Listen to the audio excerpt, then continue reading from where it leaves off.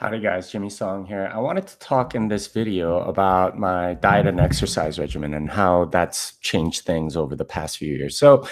Many of you guys that have met me or have heard me talk about this or have seen my tweets know that I do a lot of carnivory. I do a lot of powerlifting. But if you don't know, that's what I do, and I've been doing it for a while now. I think I started on powerlifting about 5 years ago. I started on at least a paleo diet about 5 years ago. I've been doing more carnivory the last 4 or 5 months, something like that. But I wanted to just sort of tell you guys what that's all about and how that's sort of changed me in many ways. Now, I want to first clear up a misconception, conception about carnivory and everything else. It's not just the love of meat. It's more the elimination of all kinds of other stuff. I think I've made the case in other videos that sugar is really bad for you. And, your body doesn't really know how to process it. It's from an evolutionary perspective, it's fairly new to humanity in the last 200 years. And in the last 100, the sugar consumption has more than doubled. It's not very good for you, right? Like and I think most people know that if you eat too much sugar in any way, shape, or form with soda or cookies or potato chips or high carb bread or whatever, you end up gaining weight. You end up with a body that's not like your body sort of gets out of whack because it's got the wrong hormones, or it's got too much insulin, or there's insulin resistance and all kinds of other things. Your body gets out of whack. And, I think most people can agree that sugar is bad for you and you probably shouldn't be eating very much of it. So, one of the things that I did was eliminate sugar. Next, you start looking at like some of these other very unnatural, preservatives and things like that, and you get rid of that, right? Like processed food has a lot of preservatives, has chemicals that your body doesn't really know how to handle. So you eliminate those, and at that point, you're pretty much at the paleo diet. Now, you can go one of two ways there. You can eliminate meat, in which case you become more vegan, or you can eliminate vegetables and fruit, in which case you become more carnivore. Now there's arguments on both sides. Personally, I was more a vegetarian way back when, and I did that for like 20 years or something like that. Now I've studied things more. I've become more convinced that it's the fruits and vegetables that are bad for you, not meat. And the reason is this: if you look at fruit. Fruit's more or less been bred a certain way. So you look at like an apple in the wild, it is about this big. It's a crab apple. That's what people call it these days. It's an apple like this big. It still has the seeds that are exactly the same size, which is kind of remarkable. And if you think about it from the plant's point of view, it makes sense. You just want enough taste so that an animal will eat you, but then will spit out the seed. Why waste all this other energy on like making it bigger and more delicious or whatever? But farmers started making the apples bigger and bigger and bigger. Right now, like a normal apple is like this big, right? Like, and historically, like you go beyond like 1,000 years or something like that, apples have just gotten larger and larger and larger as farmers have figured out better and better genetic techniques. Not only that, you get an apple in the wild, it's a lot more bitter, right? Like it doesn't have that much sugar. It's, farmers were kind of like the confectionaries of today. They added as much sweetness to each fruit as possible to make people want to buy it, right? Because they're business people. They're like sort of like a proto Monsanto, right? Like they were genetically modifying all of this fruit in order to sell it. And it's remarkable, even in like the last 500 years, you look at like a Renaissance painting of a watermelon and, one that's cut open, and, it's normally the same green and, rind that you're familiar with. And it's about the same size, I think. But on the inside, it's very, very different. That big red fleshy part that we associate with a watermelon, most of it is bred that way, right? It's been bred that way in the last 500 years. At least in the Renaissance, it used to be mostly seed and white stuff, and the red was just a little bit of it, and you had to really work to get that red stuff.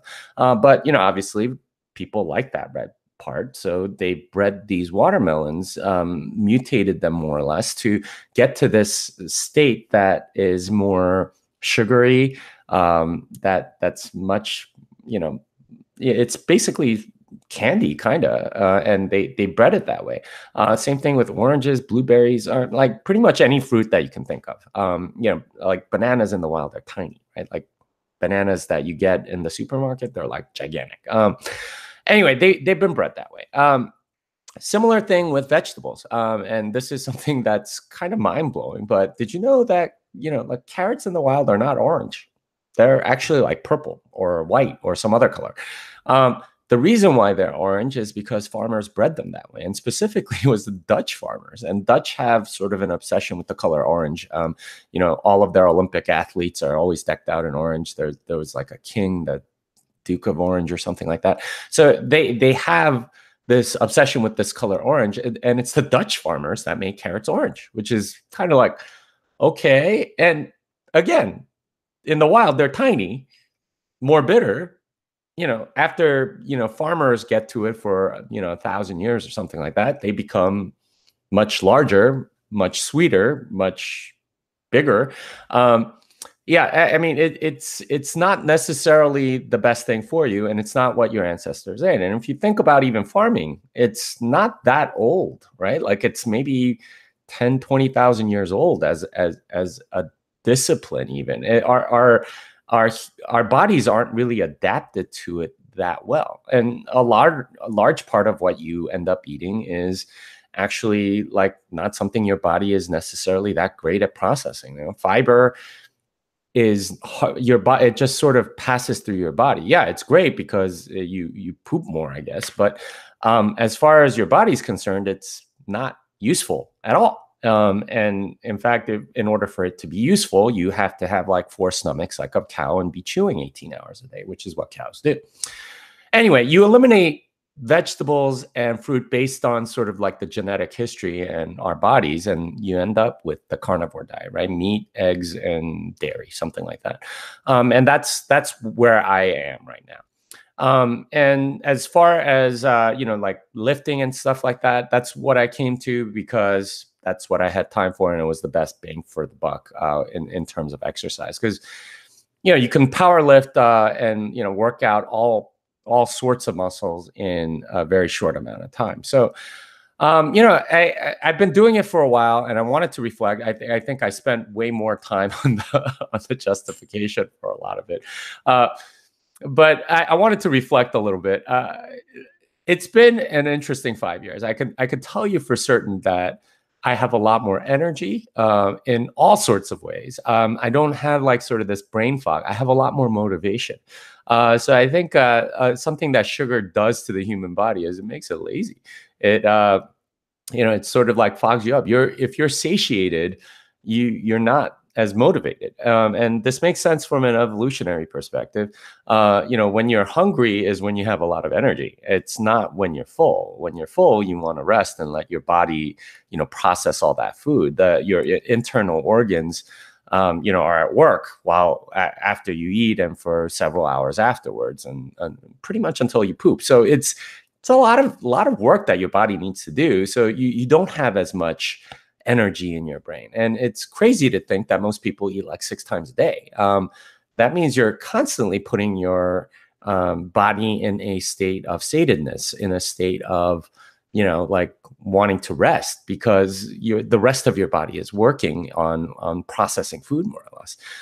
Whereas if you, like do less meals or eat more randomly or something like that, it's going to help you a lot more because you have more energy from the rest of your body, and your body's more running on ketones and things like that. Anyway, that's led to me being a lot more motivated, and this whole like via negativa concept from Nassim Taleb's book Anti-Fragile, which is basically the elimination of sort of extraneous things. It's become more a part of my life as I've eliminated certain foods and things like that, it gets easier and easier to eliminate other things. And this is something that I've said in a lot of other videos about news, about politics, about Facebook and all these other things that I've more or less eliminated from my life. It largely came starting from diet and exercise, right? Like I stopped doing like cardio and playing certain things. They just took up too much time. But like doing the things that I'm doing now, I found a very good balance, like powerlifting and, eating maybe once a day, possibly two, but sometimes zero as well. So that's been very good for me. I have a lot more motivation. And one of the things that I think I've said before is that when you stop consumptive behavior, right, eating too much or consuming stuff, you end up becoming more productive, right? You produce things instead, and that's I think what I've done a lot more of in the past year. Probably produce more content, more things. It's probably been the most productive year of my life. Anyway, hope that helps you. Hope that inspires you. Please tell me where I'm wrong, or if you agree, or whatever your story is. I would love to hear it. I do read the comments. Thank you, and this song is done.